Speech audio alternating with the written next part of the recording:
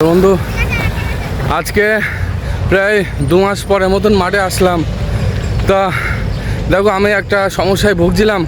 আমার একটু শরীর খারাপ ছিল, যার জন্য আমি মাঠে আসতে পারছিলাম না। তা যে শরীর খারাপের মধ্যে দিয়ে যাচ্ছিলাম আমি, তারপরে মাঠে এসে এই যে দৌড়ানো প্রায় মুশকিলের কাজ। আমি দৌড়চ্ছিলাম প্রায় 6.5 কিলোমিটার গতিবেগে হবে। মানে এটাই আমার কাছে একটা মানে কি বলবো, যে এই কাজটা করাটা খুবই মুশকিলের ব্যাপার। আমি নার্ভের ওষুধ খাচ্ছিলাম, যার জন্য কী হচ্ছিল যে শরীরটা একদম মোটা হয়ে গেছে। দেখতে পাচ্ছ যে আমার আগের থেকে চেহারাটা কীরকম মুশকিল, মানে মুশকিল বলতে কি মোটা হয়ে গেছে, দৌড়ানোটা মুশকিল হয়ে যাচ্ছে।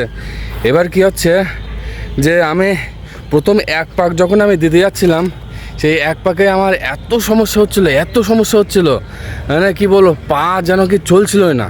তারপরে যখন স্টার্ট করলাম দেখলাম মাথা ঘুরছে, অসুবিধা হচ্ছে।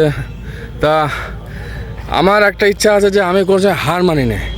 এবার হার যতক্ষণ শরীর পারবে ততক্ষণ আমি চেষ্টা করে যাচ্ছিলাম। এবার এই করে নাই করে প্রায় 2-2.5 কিলোমিটার মতন আর কি দৌড়ালাম। তা প্রায় লেগেছে 2.5 কিলোমিটার, তো 17-18 মিনিট লেগে গেছে। তা এত কষ্ট হচ্ছে আর এত ঘাম ধরেছে কি বলবো। আসলে নার্ভের একটা সমস্যা হচ্ছে, আমার ফ্যামিলিগত সমস্যা। সেই সমস্যায় আমিও ভুগছিলাম।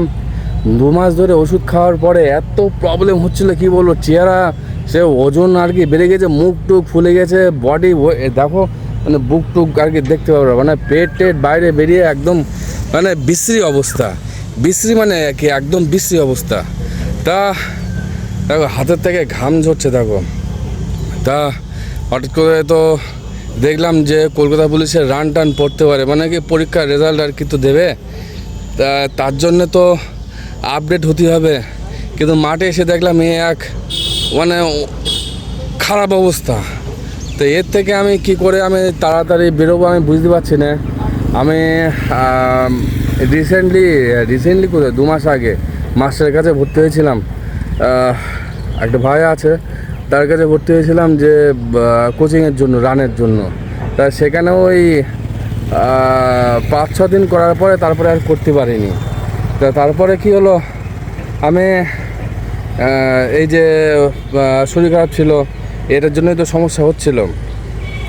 তা হতে এবার দেখো সামনে পরীক্ষা, সমস্ত রকম প্রবলেম কাটিয়েও আমাকে করতেই হবে, কিচ্ছু করার নেই।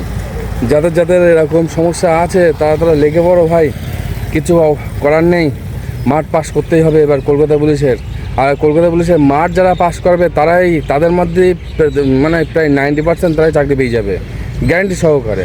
এটা বোঝা যাচ্ছে, মানে মাঠ যারা পাস করবে তাদের মধ্যে প্রায় 90% ছেলেপিলে তারা চাকরি পাবে।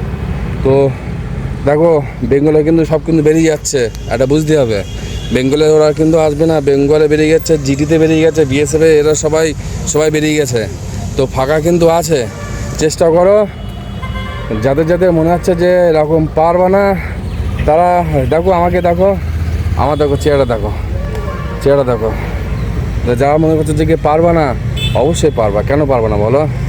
লাগিয়ে যাও, চলো টাটা। বলেছিলাম যে বিকেলবেলা রানের ভিডিও দেবো, অবশ্যই দিয়েছি। আর সকলের ভিডিও অবশ্যই দেখে নিও, চলো টাটা।